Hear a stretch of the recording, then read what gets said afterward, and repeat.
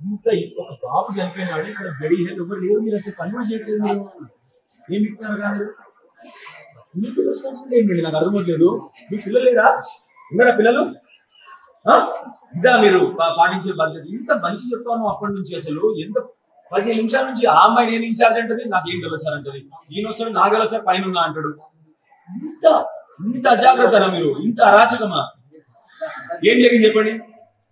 ఇప్పుడు ఏం జరిగిందో తెలియదు బ్రేక్ఫాస్ట్ పోయినారు బ్రేక్ఫాస్ట్ తిన్నారు పొద్దున్న లేచిండ్రు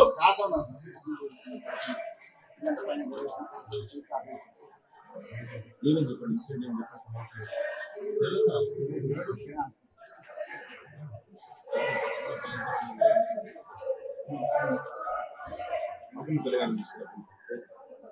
అక్కడ పిల్లలు పక్కన పిల్లలు వీళ్ళకి ఏం స్టాఫ్ ఇంట్రెస్ట్ లేదు ఏంటి నీకు ఇప్పటికీ నేను వచ్చినాను నీకు తెలియదు ఇక్కడ ఉండేవాడిని నేనేమో ఇక్కడికి వచ్చిన అక్కడి నుంచి నీకు ఇక్కడ వరకు ఇప్పుడు ఏమవుతుందో తెలియదు ఆయన తెలియదు అంటా ఉన్నాడు ఆ అమ్మాయి నేనే ఇచ్చేస్తానండి ఆ అమ్మాయికి ఏం తెలియదు అంటా ఉన్నాడు ఎవరు తెలుసు అండి మరి మీ క్లాస్ లో ఉంటాండి నేను ఇట్లా వచ్చినాండి ఇక్కడికి మీకు కనీసం ఇన్సిడెంట్ ఏమైందో మీ స్కూల్లో తెలియకపోతే ఎట్లా అండి నాకు అర్థం అవట్లేదు కనబడుతుందా మీకు మీ అజాగ్రత్త మీకే కనబడుతుందా ఎవరికి తెలుసు మరి ఇన్సిడెంట్ ఏమైందో ఇక్కడ ఎవరికి మాట్లాడలేదు ఏం జరుగుతా ఉంది అసలు ఎవరికి తెలుసు ఇన్సిడెంట్ ఏమైందో అని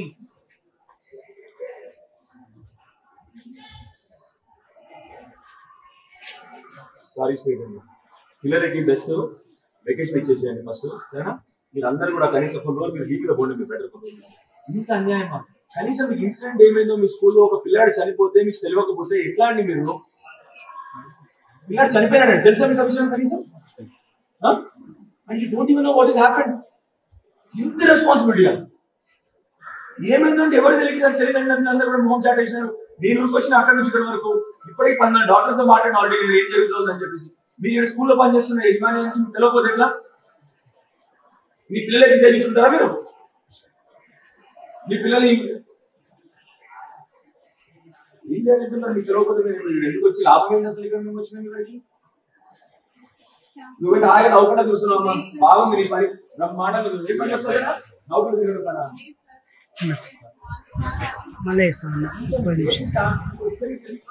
నాకు తెలిసి మేము వచ్చింది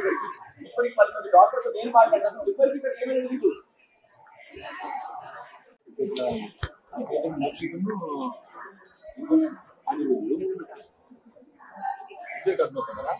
సేమ్ అంటే ఒకేసారి లేచింది ఇద్దరు లేచింది ఇంకొక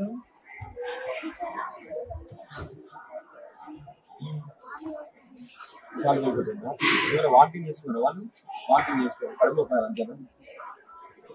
మీ ఎవరికైనా కడుపులోకి వచ్చిందా రాత్రి పిల్లలు అందరూ సమానం సేమ్ మీరు అట్లా ఉంటుంది కదా అన్నం ఎవరు కాదు కడుపులోకి ఇమోషనల్ కానీ ఎవరికి ఏం కాదు వాంతున్నారు ఇద్దరే అన్నారు మొత్తం కలిగి పడిపోయిన పిల్లలు తర్వాత ఊరు పడుతున్నారు కడుపులో మంది అన్నారు పొద్దునే 8 గంటలకు ఈ పెద్దాపూర్ రెసిడెన్షియల్ స్కూల్ నుండి కాదు ఆర్డీఓ గారికి ఫోన్ చేస్తే మేము పని మీద ఆర్డీఓ గారు చెప్పడం జరిగింది ఇక్కడ ఒక బాబు సీరియస్గా ఉన్నాడని ఎల్లారెడ్డిపేట సిరిసిల్ల బాబు అని చెప్పేసి ఆ బాబుకి కనుక్కుంటే హాస్పిటల్లో ఇప్పుడు ఆ బాబు చనిపోయినాడని కూడా చెప్పినారు గత 2 వారాల్లో ఇక్కడ ఆల్రెడీ 4వ ఇన్సిడెంట్